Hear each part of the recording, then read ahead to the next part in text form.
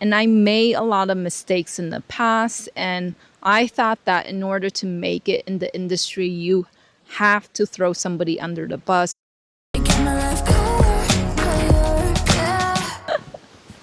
Hi guys! This week I thought it might be fun to do a video outside because we got a lot of snow yesterday and it's good to come out here see all the white. We're at the Crimson Trail in one of the Logan Park and it's just beautiful out here. So today I thought maybe instead of showing you a sketch video, get a one-on-one time. And my name's Cassandra. I've been a fashion designer for almost 18 years. Recently, my career took a turn where I lost my job. So now I'm kind of rediscovering myself and doing things I enjoy, including making this channel and sharing my art with you. There has been like one or two students reach out to me asking about my experience in the fashion and how I got into the industry. So I thought it might be nice to share information. What makes me want to major in fashion design? How did I get into it? So back in 2002, I was about to pick a major, a violinist in the music major. And unfortunately, I wasn't really good at music. I didn't get into any music school. And I think that might be a blessing in disguise because the people who are actually really passionate about music, they pour their heart and soul into the music. You know, I'm Asian, I'm Chinese.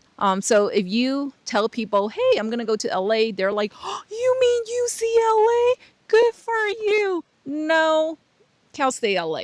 So it was good because my tuition was fully paid for. I didn't have any debt when I came out of school. So it's good to major in art with that. And if you're thinking about going into a private art school or going into a private fashion school, maybe need to think about it because it does cost a lot and I'm not sure if it's going to be feasible when you come out. So I took a sewing class because my mom was a single mom and she often took on side projects to make ends meet. So I asked her, why don't you become a fashion designer since you're so good at sewing? And she's like, oh, it's too late for me. Long story short, she did manage to get an associate degree in fashion design years after I started working. That's just proof that you can never be too old to start something.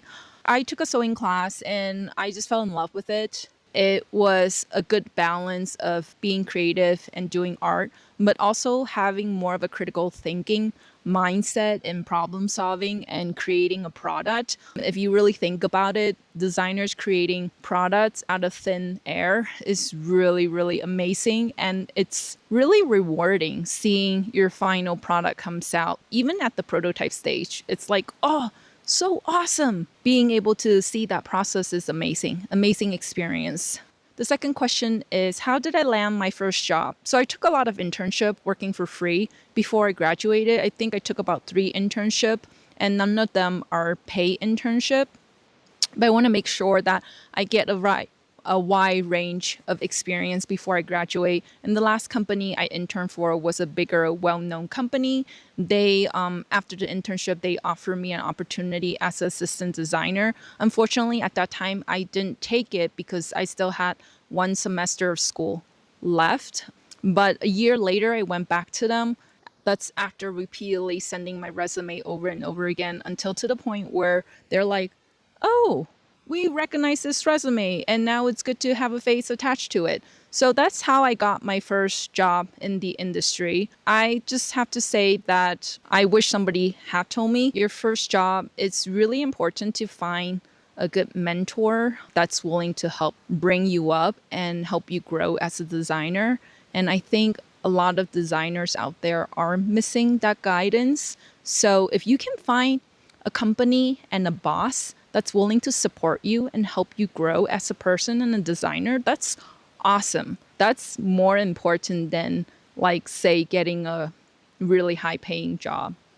Okay, so the next question is, what did I learn out of my almost 20 years experience as a fashion designer? And I think this is a really, really good question. Thought about all of my experiences, which I learned a lot. It's been kind of like, whew, a roller coaster ride.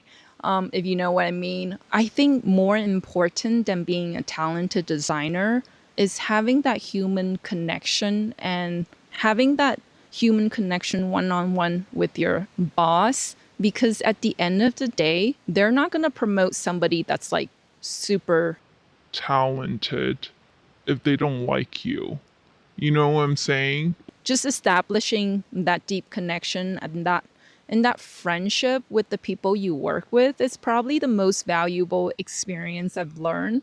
And I made a lot of mistakes in the past, and I thought that in order to make it in the industry, you have to throw somebody under the bus or you have to undermine someone's ability to make yourself shine. And that is just not the case. In the end, if you're really confident about your skill and you're really confident about yourself and you have an amazing personality, I would say let that shine. Like, don't worry so much about what other people do. Enjoy your time with your coworkers because it might be short, just how cutthroat the industry is.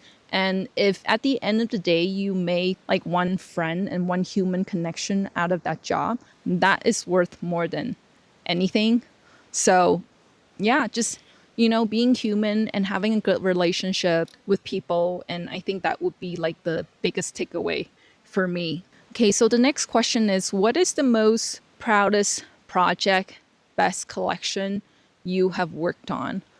So I would have to say this is actually not a fashion collection. One of the collection I work on is actually dog accessories collection with a lady called Mandy. She wanted to build a high-end luxury pet brand, and I was fortunate enough to be able to be part of that, helping her design some of the earliest core collection. I think the product is really great and high quality, but I think what made the product stood out is her marketing wizard skills. She is absolutely amazing in marketing, and there's just so many things to learn from there, and I've learned so much. That collection was the time when I was about to give up as a designer, and that made me feel like I am a capable and good designer. So the last question is, have you ever get burnout, or how do you overcome burnout?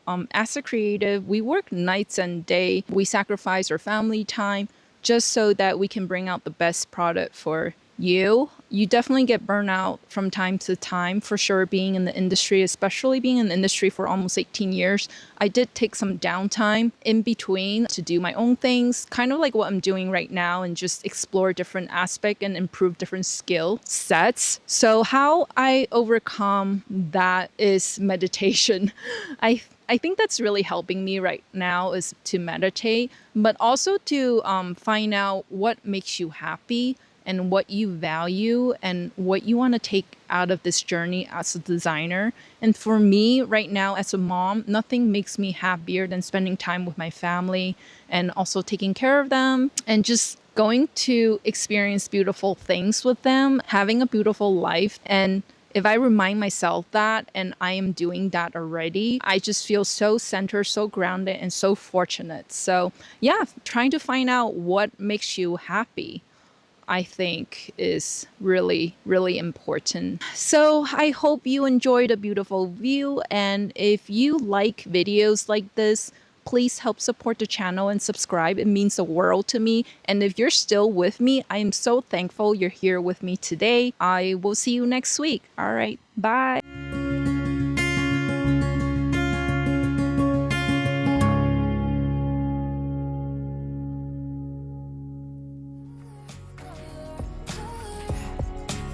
Thank you for watching Story of Cass Monk.